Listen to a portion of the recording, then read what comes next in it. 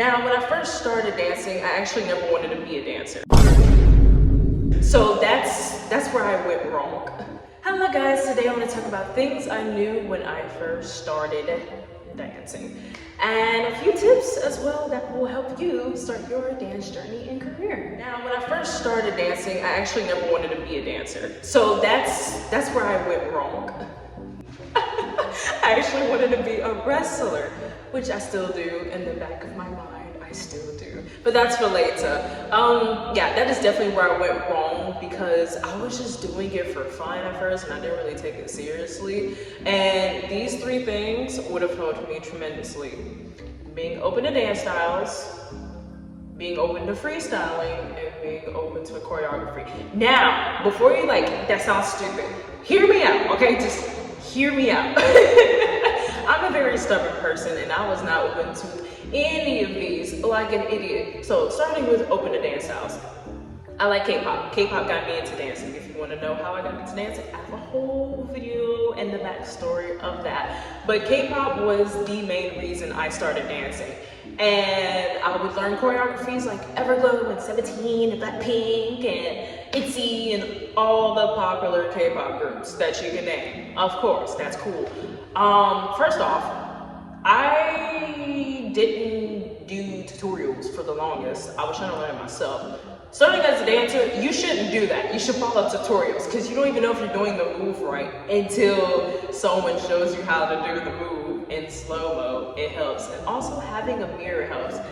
And I danced a lot and learned a lot of dances without dancing in the mirror. I don't know why I did that. That's why my first dance covers are horrid, which I will do a reaction video to that soon. But that was the main reason why I was bad. So when I started dancing, I really thought I'm gonna be a professional K-pop dancer, not realizing K-pop isn't a dance style. K-pop is just a genre that incorporates dancing. It might sound so stupid, it sounds so simple, but that's what it is. Every K-pop dance is using either hip-hop or tutting or footwork or tap dancing or salsa or just a whole bunch of styles incorporated to one, as we call choreography. And K-pop choreography is usually, would be in this bubble called open style, and I consider myself as an open style dancer, which I do hip hop and contemporary, and I'll do some of everything when the time comes. I consider myself an open style dancer. That's what K-pop is, but that's choreography. This is not learning a specific style of dance. You're learning a whole bunch of dance styles jumping into one. This is not a dance style. So that's why I went wrong. I thought I could rely on just K-pop to teach me how to dance really well, that is not the way to go. You gotta start with the basics.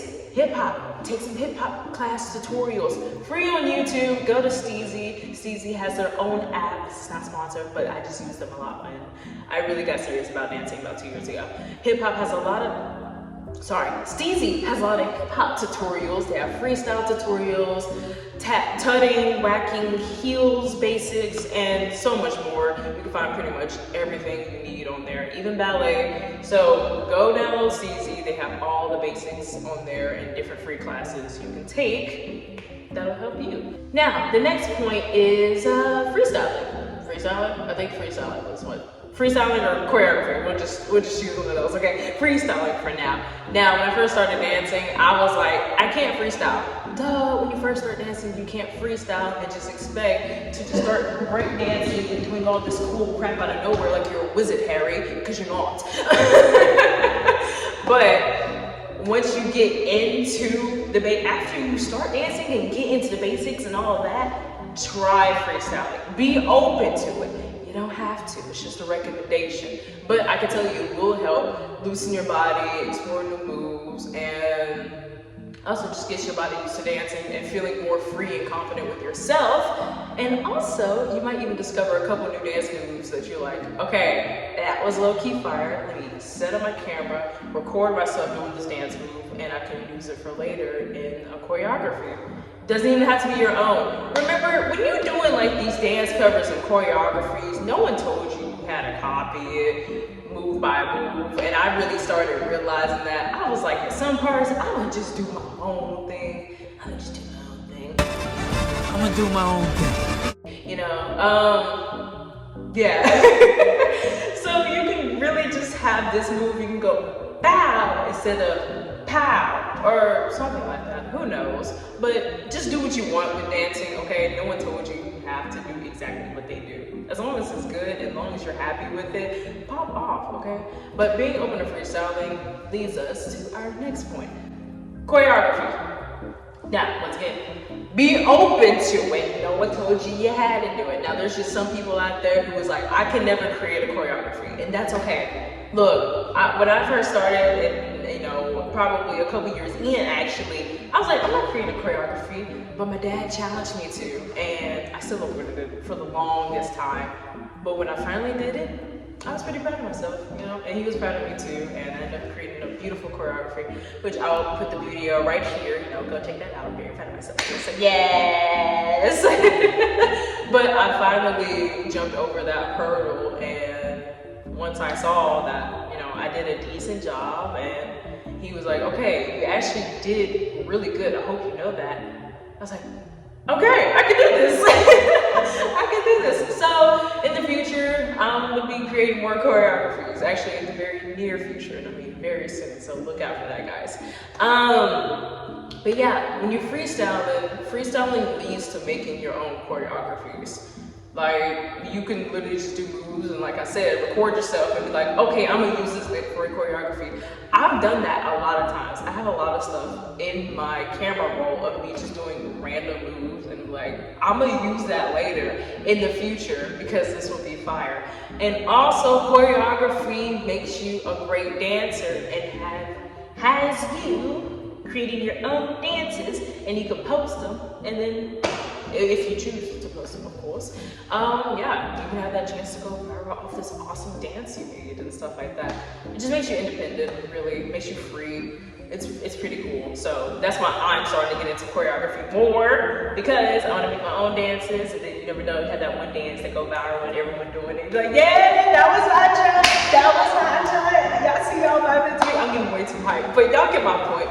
So having these 3 things helps me a lot now, but I wish I did these and wasn't as stubborn when I first started dancing. Because I was so stubborn. Like, I'm never freestyling, can't do that. I'm never making my own choreography, can't do that. Never say can't. You can. You literally could do anything. You just do it. Literally just do it. Just stop. Don't be that way. Stop being stubborn like me. And just freaking do it. You can do it. I promise you can.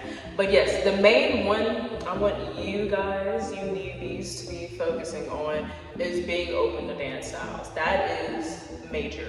That is the most important one. I want you to explore Afro. Oh, if you were into K-pop and you're looking for another dance style to get into, Afro is the next one you should definitely get into, either hip hop or Afro. But Afro gets you into more leg work and fun arm movements, and it's really fun. I highly recommend that. Hip hop now, it depends. Look, nothing against hip hop, but man, nowadays it's hard to find like a really good, catchy hip hop dance. I don't know. I think it's just me. Like, you'll find some good ones, like the Otis Dance Challenge, that was fire.